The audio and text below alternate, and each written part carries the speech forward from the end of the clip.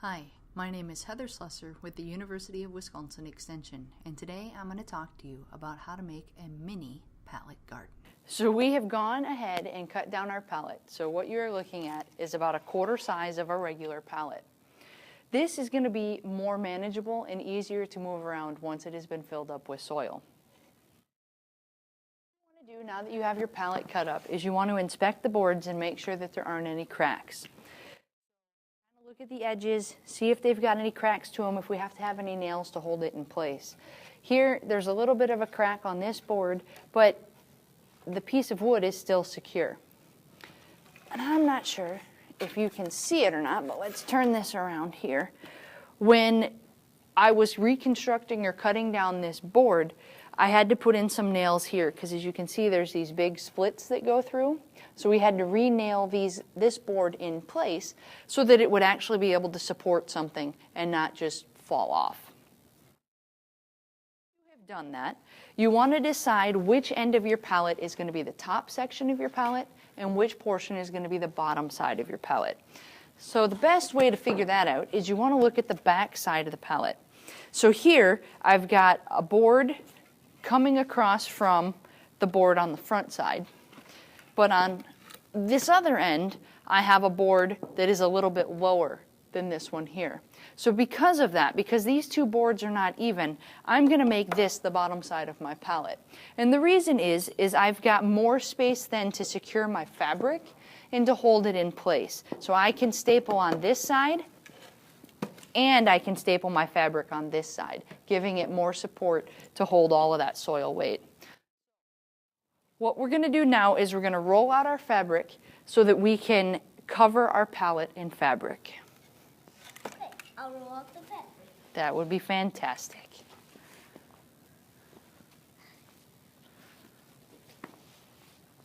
No, why would you say here, my helper is going to roll out the fabric?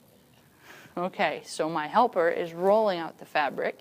While he is doing that, I'm going to go ahead and set the pallet down on here. All right, you've probably got it rolled out enough. So what we want to do is you want to make sure that for the bottom end, you have enough material to fold it over. So you got the scissors? Yep. All right. If we were to fold that there, that's probably going to be too much, because if you look, it's going to come all the way up to here. All right, so we don't need that much fabric. All right, so then if we fold it here, that should do it, right about there. So Warren, go ahead and cut right along there.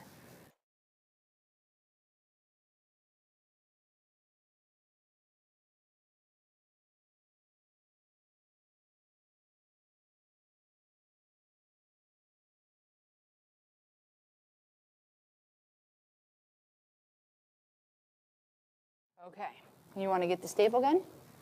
Yes. All right, so while my helper's getting the staple gun, I'm going to go ahead and fold this underneath here. So you fold it over, and you plop some of it underneath the bottom end of your pallet. Now the reason that I folded that under was because I want a double layer to support all of that soil. So pull your fabric tight over here.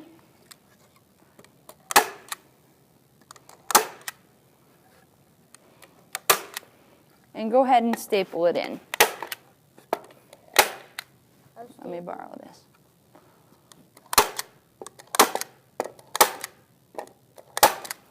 When you do your stapling, you're going to want your staples about a ½ inch to an inch apart. And what Warren's doing is after I've stapled, there is some of the staple that's still sticking up out of the pallet, which if we don't hammer it in is going to catch your skin, which wouldn't be good. So Warren's going to go through and hammer those in for me after I put the staples in place. All right, thank you, young man.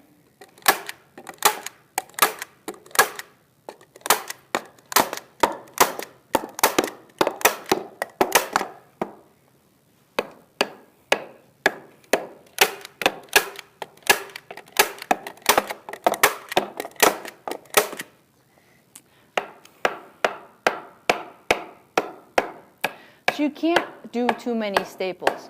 These staples are what's holding that fabric in place, and the more staples you put on there, the more that pressure on each individual staple is going to be spread out.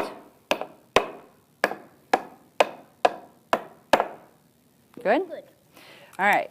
So now that you've got that done and it's held in place, you're going to go ahead and wrap your pallet in the remaining fabric. So it's just like wrapping a present.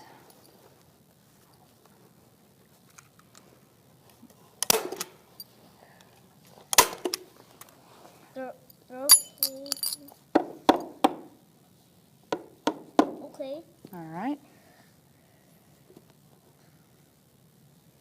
And what I'm doing here is I'm just tucking that fabric under so that it doesn't come up and over the pallet and block my planting space.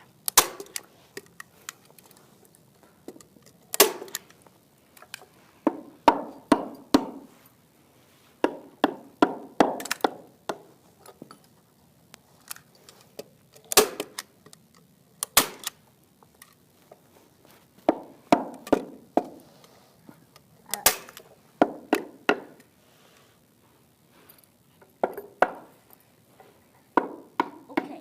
All right. Let's turn this around this way. Why don't you scooch over there? All right. So again, just working on wrapping your box, your pallet.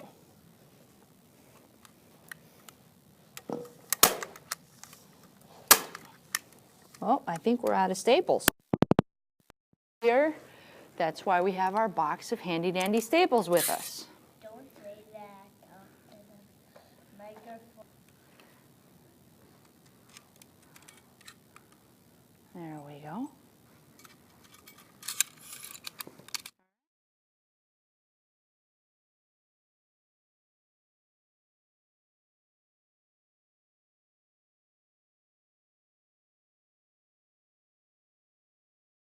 Over. And while we have it up there, I'll go ahead and put some more staples in.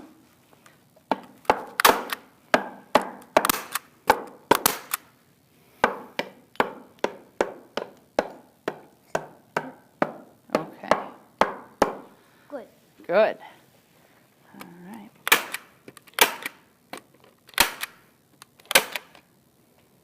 Whoa!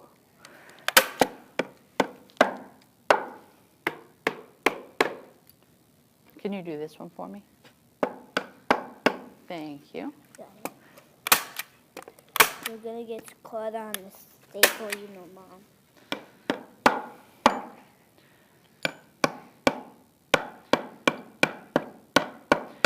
All right. Now let's flip it all the way over and do some more staples on this side up here. So as you can see, cutting this pallet into a quarter of the size of the regular pallet has allowed us to manipulate, to move this pallet around, and to be able to just put it where we need it to very easily add our staples. If we were working with a full-size pallet, it would be a little bit more difficult to do this.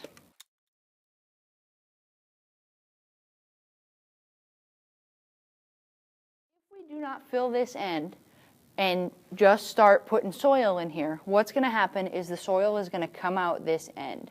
So until we have plants and roots established, we need to put this top on in order to create a sidewall for that soil. So that's exactly what we're going to do.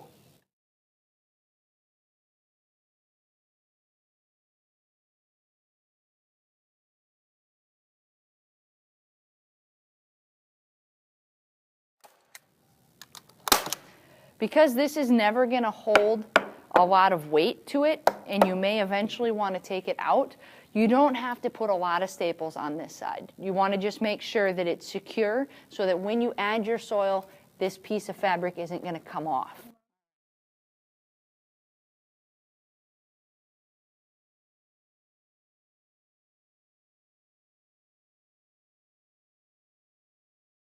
As of right now, we have staples on the front, staples on the side, but we haven't stapled our bottom and we haven't stapled our back, which are all necessary and important things for us to do.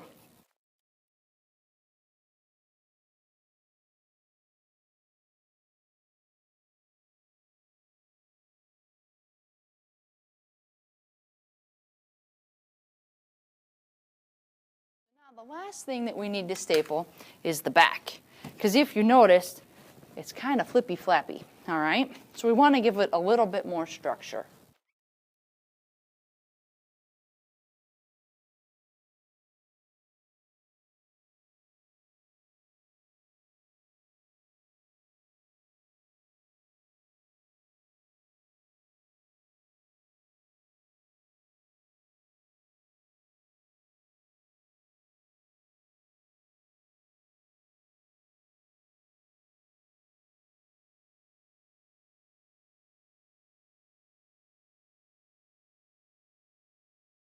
Thank you for watching this video, and we hope you learned something.